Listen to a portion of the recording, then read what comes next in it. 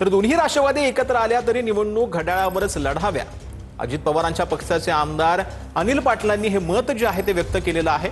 दोन्ही राष्ट्रवादी एकत्र आल्या तरी निवडणुका या घड्याळावरच लढाव्यात असं मत जे आहे ते अनिल पाटील यांनी व्यक्त केलं। लढण्यावर ठाम आहेत। महाविकास आघाडी स्वतंत्र लढते, काँग्रेस स्वतंत्र लढते। तुम्ही दोघं राष्ट्रवादी पुण्यामध्ये एकत्र झालेले आहेत, त्यामुळे राष्ट्रवादी एकत्र होतील भविष्यात याची चर्चा पुन्हा सुरू झाली। भविष्यात राष्ट्रवादी एकत्र होईल नाही होईल याची मला काही कल्पना नाही। मला असं वाटतं की पुण्यामध्ये सुद्धा समविचारी पक्षा विचाराचे जे काही आता समजा दोन्ही राष्ट्रवादीमध्ये पवार साहेबांकडे असतील, दादा आमच्या सोबत असतील, असे समविचारी कार्यकर्ते एकमेकाबरोबर युती केली पाहिजे अशी त्यांची भावना आहे। एखाद दोन सोडा, पण समविचारी पक्षात कार्यकर्ते जे आहेत, समविचारी कार्यकर्ते ह्या त्यांच्या भावना आहेत आणि त्यांच्या भावनांचा आदर करून कदाचित होत असेल तर पुण्यामध्ये तसं होऊ शकतं। मला त्याच्याविषयी पूर्णपणे मी अनभिज्ञ आहे, मला त्याच्याविषयी काहीच माहिती पुण्यात होऊ शकतं तर जळगावमध्ये का होऊ शकत नाही? कारण या ठिकाणी पण तुमच्या समविचारी पक्षाचे कार्यकर्ते आहेत आणि मोठा आमचा समविचारी पक्षाचा आग्रह आहे असा असला तरी सुद्धा आमचा आग्रह असा असणार की ताकद एकाच ठिकाणी कुठेतरी लावली पाहिजे।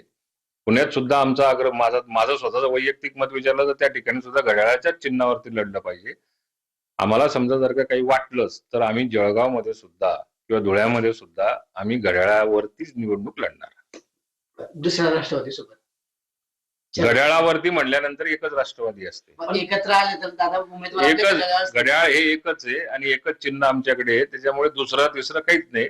आम्ही घड्याळावर निवडणूक लढले म्हणजे आमच्या राष्ट्रवादीची निवडणूक आहे। पण दादा जर विचार केला तर समोरचं राष्ट्रवादी तुतारी जे आहे, तुतारी चिन्हावरती जे निवडणूक, तर दोन्ही राष्ट्रवादी एकत्र आल्यास राज्याच्या विकासाला हातभार लागेल, विधानसभा उपाध्यक्ष अण्णा बनसोडे यांनी हे वक्तव्य केलंय। तर एकत्र येण्याबाबत अजित पवार निर्णय घेतील असंही अण्णा बनसोडे यांनी म्हटलंय।